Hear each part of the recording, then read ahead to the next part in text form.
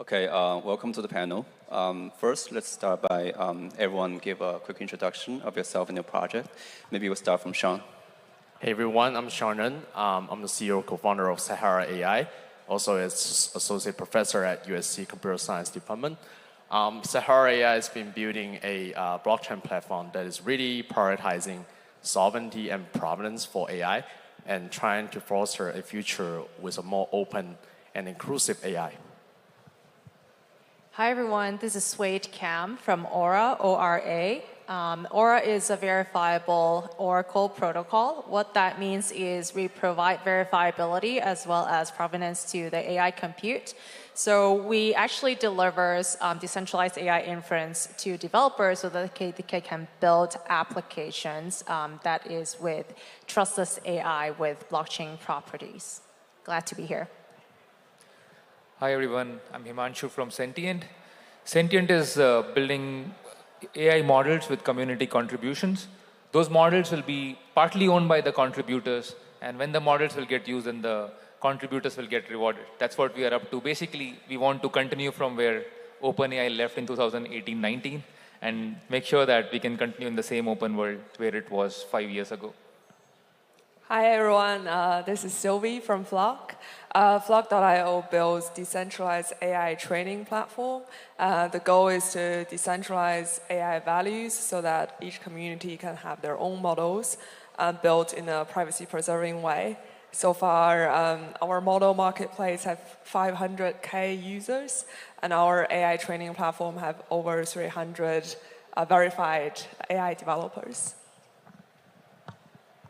Hi everyone, this is Regan from Ping AI Engineering. At Ping AI, we were building an open platform for personal AI that we try to unleash the power from the user's data and also the developer productivity from for the AI agent. That we try to create an open ecosystem that on one side that would be able to build in the personal index, and then on the other side, the AI agent would be able to serve users intent by really helping them to execute their tasks. And we have Michael with us from online. Maybe Michael can give introduction too. Sure, thank you. Great to see everyone. Michael Wu here, co-founder and CEO of Ember Group. Unlike the other panelists, Ember Group itself is not a crypto AI project per se. However, we did start as, interestingly, as Ember AI Limited back in Hong Kong back in 2017, but that was last generation of AI, deep mind, neural network, which evolved later with a lot more data and training into large language models we're very excited about today. But we also, within Ember Group today is a one-stop full services crypto service provider globally. Last month in July in Singapore, we also launched our accelerator. I'm wearing the letters right here, if you could see, Ember.ac or Ember Accelerator, of which our thesis statement is actually building crypto and building the next generation of crypto infrastructure for the upcoming AI economy or crypto for AI. And therefore, we're very excited to join this panel and to work with a lot of the projects here today or many of you on the audience as well. Thank you. Okay, I think the first question we have right now is that for each project, what's the pain point that you're trying to address, and how do you solve the issues that are coming up in AI with crypto and Web3? Maybe Sean. Yeah, so we're trying to solve the problem of a fair compensation and sort of open technology. Basically, we see in the gap that centralized AI provider, they have a huge advantage in terms of accumulating user data, user sort of interactions with the launched models, and therefore they have sort of a really competitive edge in terms of iterating this model to make it become more attractive to user. But at the end of the day, they are the people who are monetizing these AI models and agents and applications, then they're not really properly giving back all these revenues to the upstream stakeholder, right? Not even the compute providers, the recipe of the model, contributors, the researchers, and also especially the contributions from the data, right? If you think about ChatGPT was using basically Wikipedia, Reddit, GitHub, and Twitter, all these data to really build a good foundational model. None of these contributors, including you and me, who have made contribution to this resource of the data have actually been properly attributed. So I think the fundamental problem here is the lack of sort of a provenance, which is a sort of a bookkeeping mechanism to really trace from the day one how the data sets was created, down the road how this model was iterated, and then finally webbed into application and monetize themselves to the downstream users. And using this sort of provenance, this bookkeeping mechanism to actually do a revenue sharing mechanism going back from downstream all the way to the upstream to every single shareholder. So this is the problem we're solving, the Sahara AI. Great. So at Aura, as an Oracle, we're trying to connect all intelligences. So how do we actually do that, right? So one of the key problems that we see is Aura is trying to redefine the way that we build AI. The way that we build AI right now, most of the models are being held by a centralized entity. So with that, the ownership is being held by only a few people. So we're trying to unleash that and then give back the power to the people. And with Aura, as an Oracle, we provide the verifiability so that we can trace all where the model comes from, and also like down to who is putting in the prompt, and also like how the prompts, the output is being done, and then how everyone can be fairly compensated as well as credited for their work that's being due. But that's not the only thing that we're doing. With that traceability and verifiability, we're also helping to tokenize the model so that we can add the incentive and then use token as an incentivize and mechanism and distribution mechanism as well. Because once there is a model that's being created, but if no one is using it, right, then there is no use. So we try to close that loop where use token as incentivization, attracting more people, building up the ecosystem so that there would be revenue flowing back to the model creators themselves to have that full cycle and flywheel that's kicking in. Thanks. Yeah, I had an answer, but the previous answers were so similar that now it looks like my answer is already covered, but I'll say it nonetheless. So yeah, same problem. I think all of us, at least the first three, are looking at the same problem about how does one monetize this open source models, at least open source AI, open source models, the AI economy, taking it back to, as I said, 2018-19. There must be a reason why OpenAI, which started as a open source project, decided to close. If we give them all the benefit of doubt, then their thought process could have been that there's no other way to monetize but closing. There's no other way to raise venture funds, and then because you need venture funds to burn that kind of compute, and then monetize going forward. So the only option they came up with was close the models. Now since then, Meta has provided another competing framework of just open models, but still it's not monetizable, and still it's at the mercy of Meta. Yeah, I'm sure there are very good people out there and they will keep on serving humanity. But really, you never know if the model that they are putting out in, let's say, WhatsApp or their applications, are they actually the ones which are available open or advanced, and when will they close the next one? So how can we have this monetizable open models? That's what Sentient is solving. Our focus is in this format which we call open monetizable loyal models, which is the file format in which we can express every model. In that file format, the usage of models can be tracked even when it's locally happening on your premise, within a different enterprise environments. And with that, we can then tie up all the incentives, all the access controls, so that the contributors get rewarded when the models are used. Yeah, I agree. Those are the key points we're looking at as well. Say it again. Yeah, but I think the key focus for Flock has been data privacy. So interesting dynamic of model training is that the big companies like OpenAI, they collect data from online forums which contain contributions from individual people like you and I. But then those are centralized and then used to train a model that is hosted centrally, and then they charge back the data contributors. So Flock, the name comes from federated learning on blockchain. And what that does is with federated learning, we can train models with the training data staying local. So you don't have to get your data aggregated by the central entity for them then to train in a centralized way. And the blockchain part really deals with what Santi was talking about, the reward mechanism, the tracking of any malicious attack, and the provenance of the model. So yeah, so I guess to summarize, the key focus for us is model ownership, data ownership, and in a verifiable way.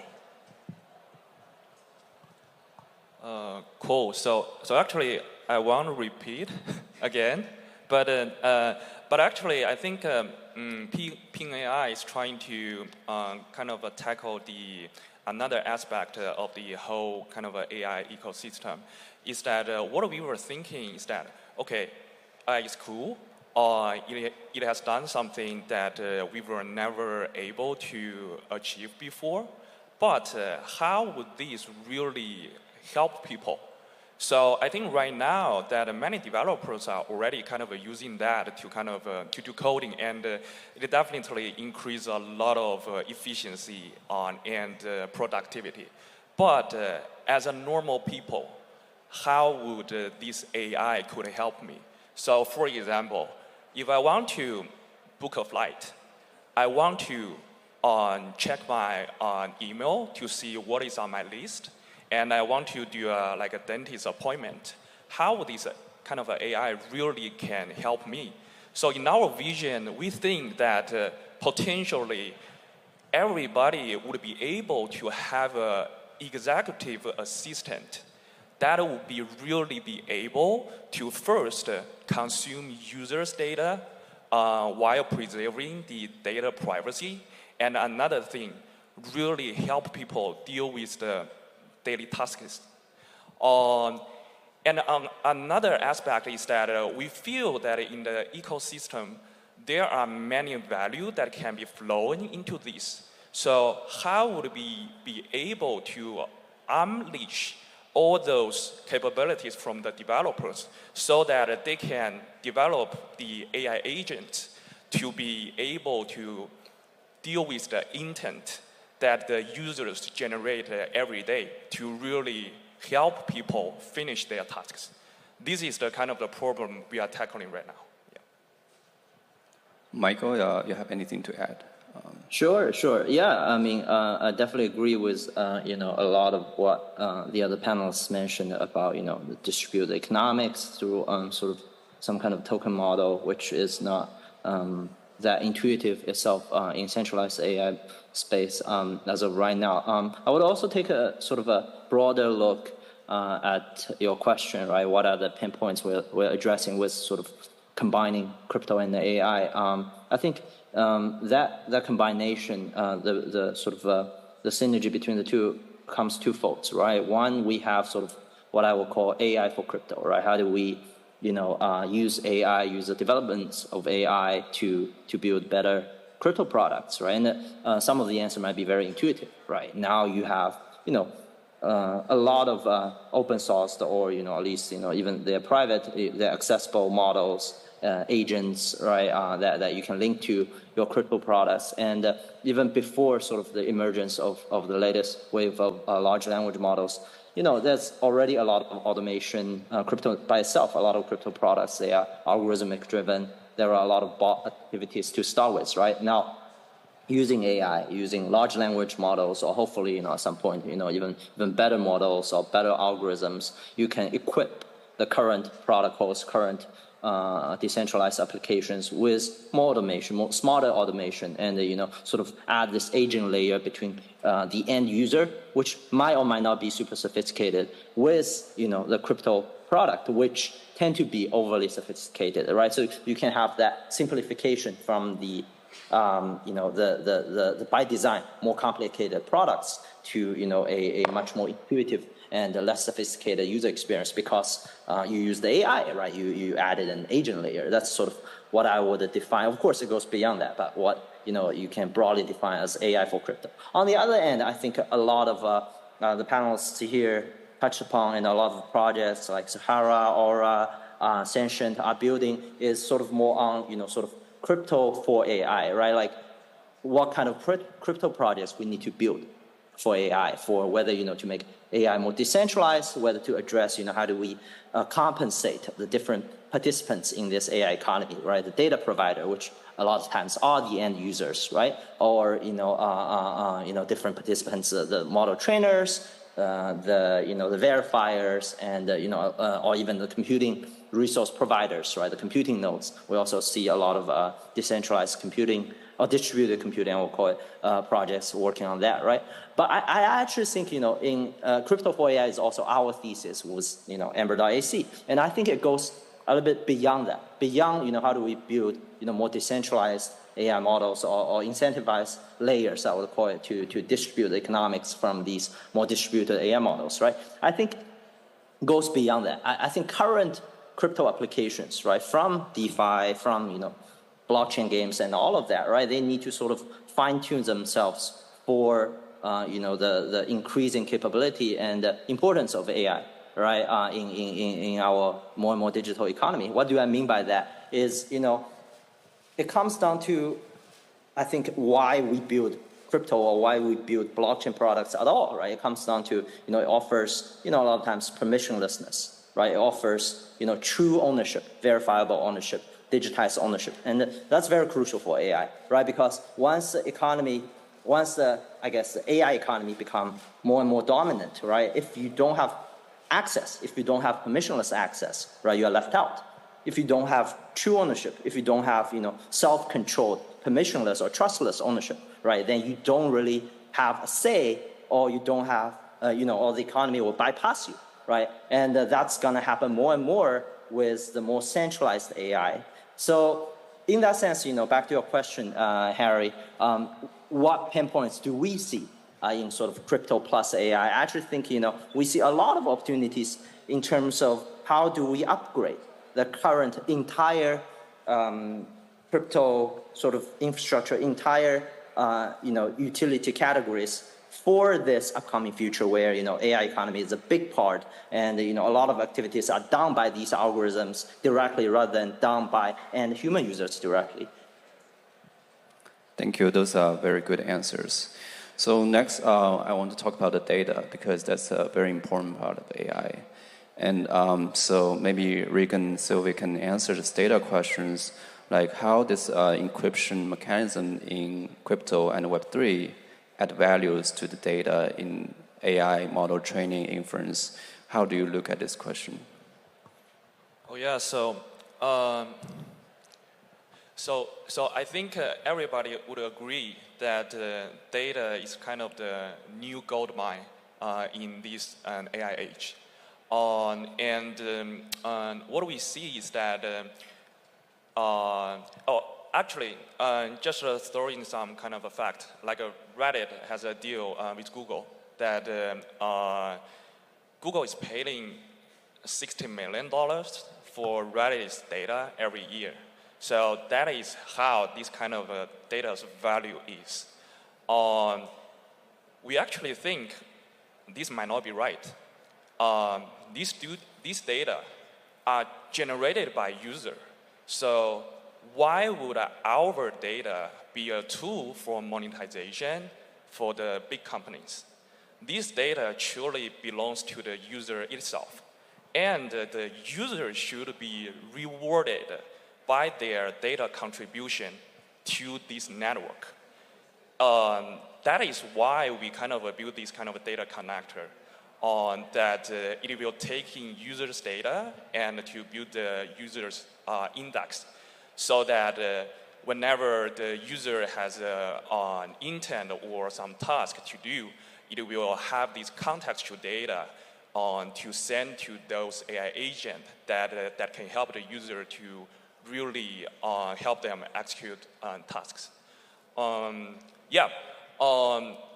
I think So back to Harry's question.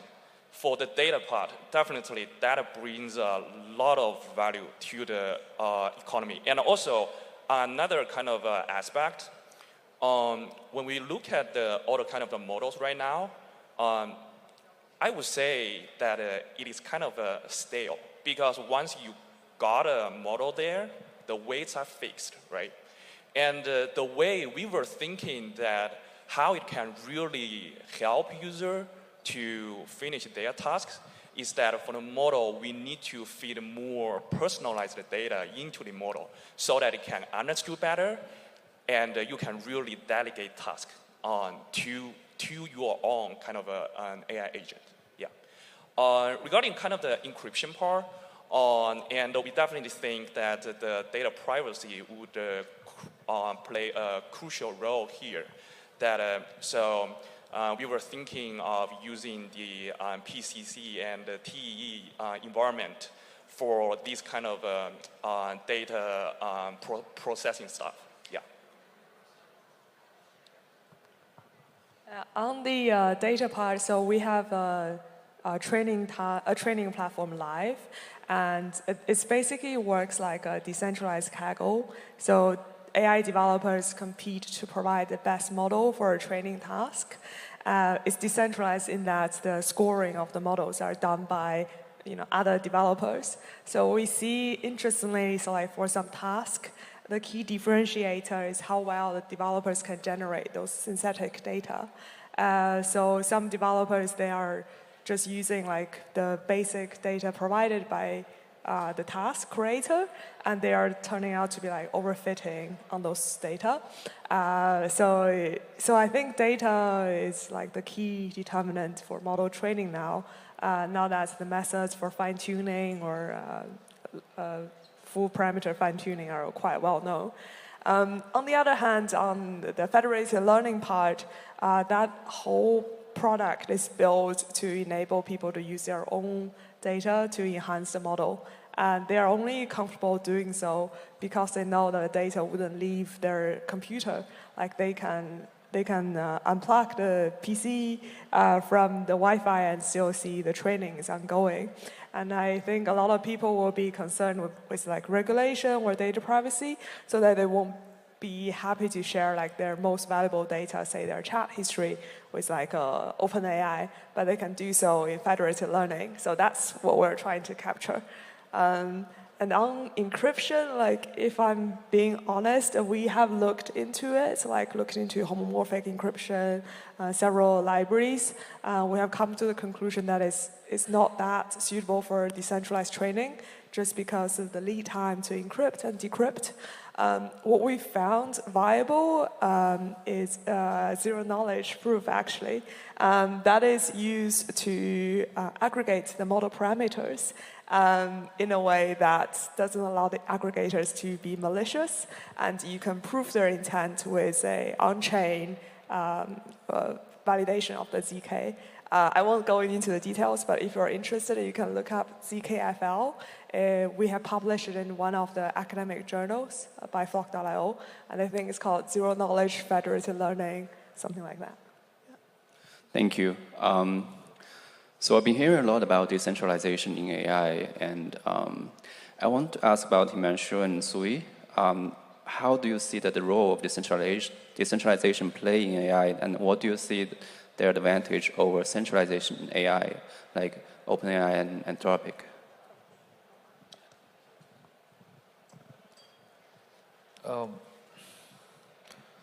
So one thing which I have, at least for me and Sentient generally, has been very clear from day one, is that AI is something which performs really well. Okay, we have already experienced it. So there is, if you really want to build AI, you have to go back and build things which are working to begin with. So if you introduce decentralization at wrong places in AI, it will not produce a working AI. And if you produce inferior AI, then there's no point in building. It's like building a communication system from 90s. We are in, 2024, right? So decentralization on AI should be done for things that it is needed for, nothing more than that. We had a painful learning experience in blockchains where we understood that there is decentralization, there is trust-freeness, and they should be used judiciously. So if you really want, someone really wants verifiable compute in AI, maybe that can be used and done in a trust-free manner. But decentralization should be reserved for limited things. For example, for us, it's for access control. I'll be very happy to use a decentralized training cloud. But to be fair, I'm already using centralized ones, and it should have similar performance to that. That will be a very important criterion for me, and I'm a consumer. I'm a consumer of that. As a model company, I'm a consumer of that. I'm happy to use any kind of decentralized training, decentralized inference, but I'm not going to compromise on two things. Number one is the software experience that I get in centralized. You bring that up. Number two, performance. If you tell me that it will take 55 minutes, there is no way I'm going to use it for one inference point. I understand that it need not be 20 seconds, it can be 1 minute, that's fine. But don't tell me 55 minutes. I don't like that number. That's my take on decentralizing every part of AI. It should be done very carefully. Oh, yeah, sure. I agree. Decentralization, I think like the way that we're looking at it is two things. Bring transparency and more transparency as well as fairness. And actually the third one would be accessibility. I think these are the things that we're looking at, right? And how do we actually do that through blockchain if we're talking about decentralization as a mean, as a tool and technology is for us at Aura is verifiable compute, right? Bring that. And not the compute as in like GPU resources, but how we can verify results, the AI, where the AI model comes from, where like all these prompts and data comes from, and where the output is flowing to. And for us, practicality is really important as well, because if it's not practical, it's not usable now, no one will be looking at it, right? We can look in like 2 to 3 years, 5 years, 10 years down the line, but we need something now.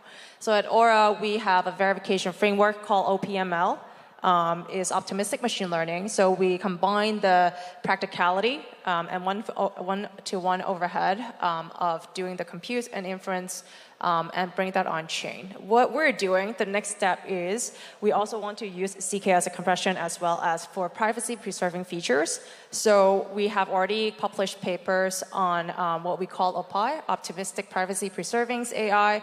It's just a name, but think of it as combining the optimistic mechanism as well as zero knowledge technology so that we can bring AI fully on chain. Sean, you have anything to add? Yeah, I've been working on AI for over 15 years. I think very interesting kind of disentangle of AI I would put into two parts, right? One part is the intellectual innovations, right? Like the science idea behind what is the model architecture, what's the algorithm, things like that. And then the other part is really project management, engineering stuff, like how you pull resource from compute, especially right now if you're looking at what the industry is at this stage, things become very standardized for AI development. There's data part, there's model part, there's compute part, and then the rest of the question is where this resource come from and how you're gonna massage them to do a good project management. And what we're seeing right now at this stage of the whole AI development is academia become sort of a little bit on the weaker side because the intellectual science part giving, relatively speaking, marginal improvement to the AI capability and competence. And then the project management, resource management part is really the key. So the context about this part is really if you look at where blockchain and crypto is going to help, it's not going to help too much at the stage about the intellectual innovations and the science part of the things. You're not expecting blockchain and crypto incentives going to help researchers suddenly bring brilliant ideas, but you will be seeing crypto helping the resource allocation and project management and see how the compute can be put together, how the data can be collected together all the way. So I think that's the right way to think about where blockchain will really give a power to AI. Okay. So due to time limit, let's conclude the session by like each one maybe given a one-sentence summary of the biggest challenge and how do you see the future of AI plus crypto? Who wants to go first? One sentence, that's really hard. Yeah, I think for us, I think the thing is that how we can really make the edge AI work for everybody of us. So right now, if we run, so actually we have done some calculation. For example, for 7B model running on a local device, only around like 70 function calls will be made before the battery will be drained. So I think one challenge for us is that how to make this kind of model smaller and more efficient. And regarding the kind of the future of like AI crypto, I am super bullish because I think right now, from my perspective, there is an ecosystem that will be able to drive billions of dollars into this network because on one side, that people have a lot of intent that need to be fueled. And then on the other side, right now, a lot of AI agents are being built to really tackle users stuff. So I think there's a lot of opportunity here. And where I see the crypto play in this kind of ecosystem is that I would say it's like a glue or like a medium that can really drive the flywheel of this ecosystem. That eventually it could be having a very sustainable growth. Let's do 2 sentences, 1 sentence for challenge and 1 sentence for future. Okay, right. I'm curious to see if blockchain can really coordinate the machine learning training at scale. And the solution is, the reason I'm here too, is to encourage more developers to try out our platform at train.flock.io. Currently with 300 AI developers, it works well so far. So if you have any questions, feel free to contact me. Thank you. Thank you. Okay, a long 1 sentence. Okay, I'll do that. So it's only the beginning for AI. The exciting times are just starting. We should not think it's behind us. It's starting. And we have entered it at a very exciting time. And I think AI will be the killer use case for crypto. Sweet. Great. And to that, to add to all the panel, what all the panel have said is, right now technology is available now, so you can build. So I would encourage anyone to actually come build using something that's very easy to use and easy to understand. So if anyone would love to get to know about our projects, definitely go on our sites. And for Aura is aura.io. Thanks. Sean. At Sahara AI, we believe that building prominence with the blockchain technologies is really the key to open, transparent, and inclusive AI. Michael, what's your 2 sentences for challenge and future? Sure. Again, I also agree we are still in very, very early days. I think for both crypto and AI, and especially for the merger of the two at some point. You sort of have to take a long-term view. You sort of have to take a forward-looking view when you build things that are happening and are changing very fast. And I think it takes a lot of collaborative efforts between the community, between the projects, between people in crypto, and hopefully more and more people in AI that are also coming to crypto. We are here, Amber Group and Amber.IC, to be a partner with all of you in building towards the future. Okay, let's thank for the awesome speakers and fantastic projects. We can connect later.